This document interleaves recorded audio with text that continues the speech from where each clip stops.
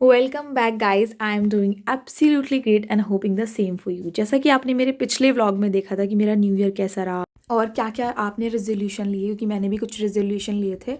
और पिछली वीडियो में जैसे कि मैंने टेबल ली थी तो उसका मैंने अनबॉक्सिंग की है, तो जिसने नहीं देखी वो जाके देख लेना। तो स्टार्ट करते हैं हम अपना आज का व्लॉग। की हालत तहस नहस हो रही है। अभी जो कमरे की हालत है इसको ठीक करेंगे, उसके बाद से पढ़ना शुरू करेंगे, क्योंकि आजकल मैंने रात को पढ़ना शुरू कर दिया है। और मैं पूरी तरह से पैक होके बैठ चुकी हूँ, मतलब गर्म सूट, जर्सी, पता नहीं कितनी सारी जर्सी। और बिल्कुल डरना मत आप, ये मैं ही हूँ। और मैं इतनी मोटी नहीं हूँ, मतलब जितनी आज दिख रही हूँ बहुत पतली हूँ मैं, सही में। जब फेस रिवील करूँगी तो विश्वास नहीं करोगे आप। हाँ तो और इतना पैक होने के पीछे का रीज़न ये है कि मैं और मेरा भाई दोनों हम छत पे जो रूम है उसमें पढ़ते हैं।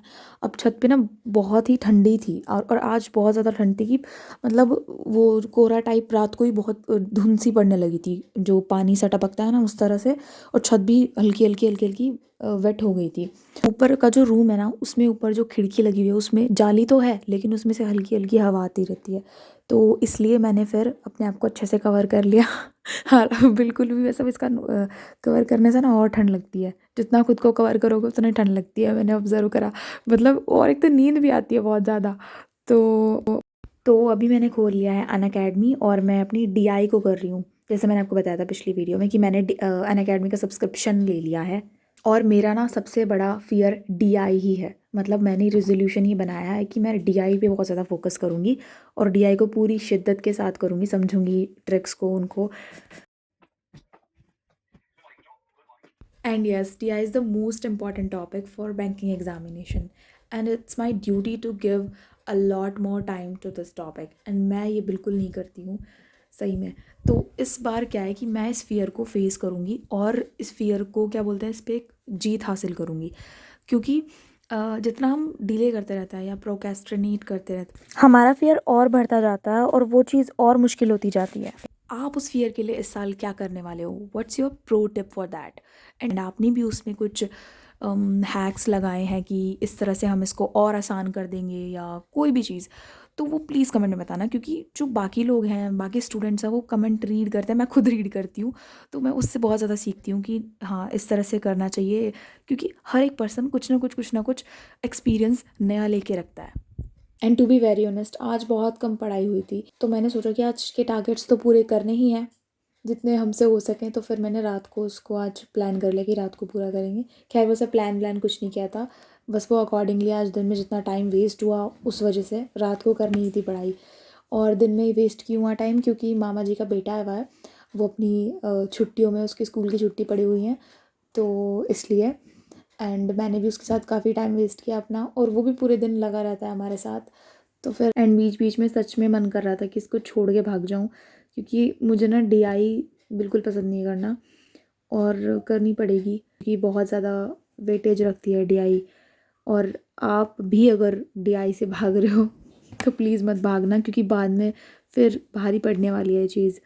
और अभी एसबीआई का नोटिफिकेशन आने में काफ़ी टाइम है, तो उस तक तो मेरी अच्छी खासी हो जाएगी स्पीड। और सबको thank you guys for supporting me. आप मुझे बहुत ज़्यादा सपोर्ट करते हो, इनकरेज करते हो, और मैं भी आपकी कमेंट्स देख के खुद मोटिवेट होती हूँ। एक कमेंट था, एक के बहुत सारे ऐसे कमेंट थे मैं जिसमें लिखा था कि दीदी हम भी आपकी तरह ट्यूशन्स लेते हैं और उससे हमारी साइड में अर्निंग हो जाती है, तो थोड़ा सा घर पे भी ज़्यादा लोड नहीं पड़ता और थोड़ी बहुत इनकम हम घर पे दे देता है, तो वो एकदम सही चीज़ है। तो और लेकिन ये भी लिखा था साइड में कि हम अच्छे से अपनी स्टडी नहीं कर पा रहे हैं, हम मतलब कि ज़्यादा टाइम ट्यूशन में चला जाता है या फिर घर के काम आ जाते हैं। तो इसके लिए आप क्या कर सकते हैं कि जब मेरे साथ ऐसा हुआ था, तो मैंने जो जिनको मैं ट्यूशन पढ़ाती हूँ उनके पेरेंट्स से मैंने पहले ही कंसल्ट कर लिया था कि मैं साथ में मैं गवर्नमेंट एग्ज़ाम की तैयारी कर रही हूँ, तो मैं इन्हें इतना ही टाइम दे पाऊँगी, लेकिन मैं अपना बेस्ट दूँगी। तो वे उन्हें कोई प्रॉब्लम ही नहीं हुई, और उनके ग्रेड्स भी इम्प्रूव हो गए। लगा कि जैसा आपको सही लगे आप वैसा पढ़ाओ। और हम जब सामने वाले से बात करने की कोशिश करते हैं तो वो भी बहुत हेल्पफुल होते हैं, बहुत कम्युनिकेट करते हैं। ऐसे ही घर पे अगर हम अपनी प्रॉब्लम बताएं कि हमें मम्मी इस टाइम हमारा स्टडी का टाइम है, तो वो भी समझेंगे, ऐसा नहीं है कि वो नहीं समझेंगे। सो एंड येस, जो ट्यूशन नहीं पढ़ाते हैं उनको डीमोरलाइज होने की बिल्कुल ज़रूरत नहीं है, क्योंकि आप अपना वो टाइम स्टडी को दे रहे हो, और अपना अच्छा 100% उसमें देकर वो आप आगे जो है उसका 100% निकाल सकते हो। लाइक आपकी सैलरी जब आएगी तो ये ट्यूशन व्यूशन कोई वो नहीं लगेंगे। तो दोनों ही चीज़ सही है, पढ़ाना भी और जैसा आपको सही लगे आपके लिए वो सही है। तो अभी हो रहे हैं 10:20 और मैथ्स करते वक्त पता नहीं मैं इतनी ज़्यादा क्यों उठती हूँ, पर मुझे उठ के जाना पड़ा नीचे। और खैर अभी तो मैं मेडिसिन लेने गई हुई थी अपनी। मैं आज ही अपनी ये, मुझे बहुत ज़्यादा ज़ुकाम रहता है, जैसे मैंने आपको बताया था अपनी वीडियो में कि मुझे जेनेटिक ही है ज़ुकाम। तो उसके लिए मैं लेकिन आज लेकर आई थी ये च्यवनप्राश आयुर्वेदिक है, जो कि क्योंकि एलोपैथिक अगर आप दवाई ले रहे हो ना रेगुलरली, तो वो कोई ना कोई आपके शरीर के पार्ट को ख़राब कर देंगे। एक चीज़ सही करेंगी दूसरी को ख़राब कर देंगी। तो मैंने फिर सोचा कि यार तू आयुर्वेदिक चला ले अब, वो धीरे धीरे सही कुछ तो सही करेंगी। तो फिर बस मैं नीचे आई, अपनी ये दवाई ली और फिर दूध से लेनी थी वैसे तो, ये पानी भी ले लिया, फिर दूध भी बनाया था मैंने कान्हा जी का। हमारे यहाँ ठाकुर जी हैं, तो मैं जब दवाई ले रही थी तो मम्मी ने कहा कि अब भाई तू नीचे आ गई है तो ठाकुर जी को भी दूध देती जा। तो मैं उनको दूध देकर सुलाकर उसके बाद अपनी स्टडी पर बैठी थी। और डीआई करने के लिए आपको इस औजार की ज़रूरत होती है। ये औजार एक पुड़िया है। इस औजार पे मैंने सारी वैल्यूज़ लिखी हुई है और ये वैल्यूज़ मतलब एक हल्का सा ग्लिम्स या रिवीजन ले सकते हो आप ये करने, मतलब मेथड्स जो है ना ये, these are really helpful for our calculation and these are the tables. As you all know कि DI मेरा फियर है, वो मैंने आपसे शेयर किया और उस फियर को दूर करूँगी मैं उस पे काम करूँगी।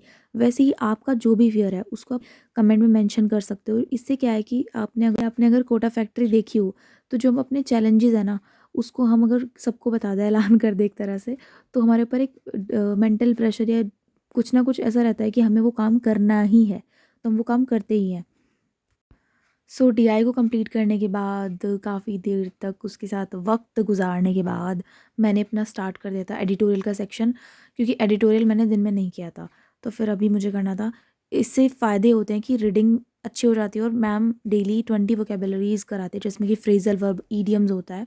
किसी भी सोर्स से एडिटोरियल करो, लेकिन एडिटोरियल करो या कोई रीडिंग करो, ज़रूर करो। इस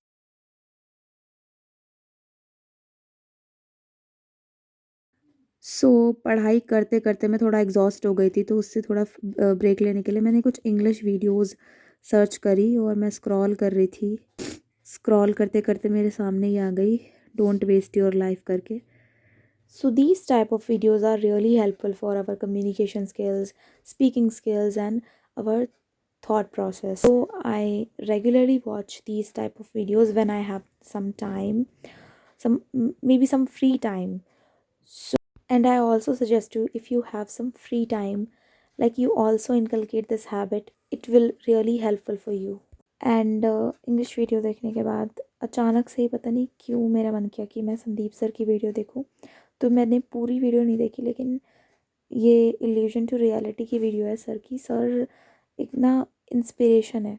सर की वीडियो मैं मोटिवेशन के लिए नहीं देखती हूँ, but only to get the inspiration. मतलब उनके थॉट्स बहुत बहुत सही हैं।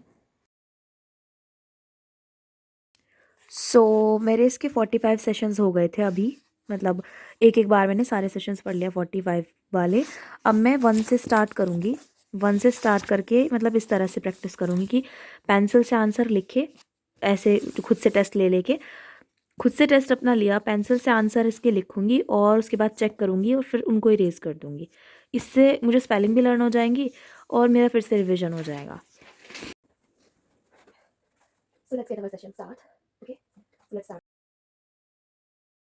आज मैंने इसके 5 सेशंस रखे हैं कि 5 सेशंस, वैसे तो मैंने ज़्यादा ही रखे थे पर ऑलमोस्ट मैं 5 ही कर पाई हूँ, जिसमें मैंने की स्पेलिंग्स देखी जो मेरी गलत आई हैं या सही आई हैं। जो गलत आई हैं उनको चेक किया, क्योंकि ना मैंने जब लर्न किया तो मुझे ऐसा लगा स्पेलिंग्स तो यार दिमाग में ही रहेंगी, क्योंकि हमारे लिखने विखने की आदत तो है नहीं जो हमें स्पेलिंग्स लर्न रहे।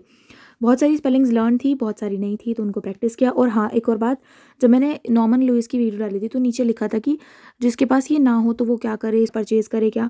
तो देखो यार, ज़्यादा इसके चक्कर में पड़ने की ज़रूरत नहीं है तो ठीक है, नहीं और अफोर्ड नहीं कर पा रहे तो बिल्कुल कोई बात नहीं, मत लो। यूट्यूब पे इसकी बहुत सारी प्लेलिस्ट पड़ी है जिसमें कि समझाया हुआ है। बाकी मैं सर्च करके डाल दूँगी अपनी वीडियो के नीचे जिनमें पढ़ाया हुआ है इसके बारे में।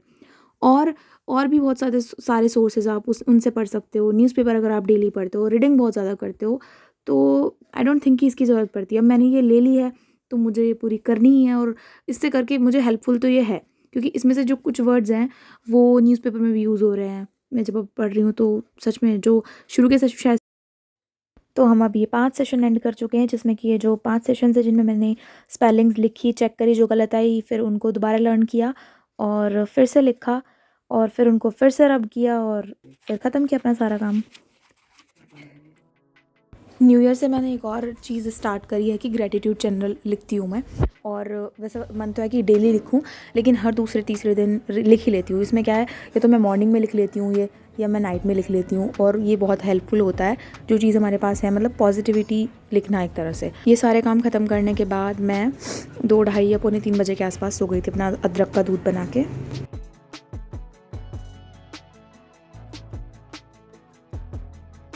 जैसे कि मैंने बताया था कि वीडियो के एंड में एक सरप्राइज़ है। सरप्राइज़ तो कुछ नहीं, मेरे मॉक के स्कोर हैं, और मैम वो मॉक जो है वो मैंने फ़ोन से दिया था। मैंने बहुत सारी कमेंट्स पढ़ी थी जिसमें लिखा था कि आप कंप्यूटर से दिया करो, लैपटॉप से दिया करो, पर फ़िलहाल मेरे पास नहीं है तो मैं भी फ़ोन से ही दे रही हूँ।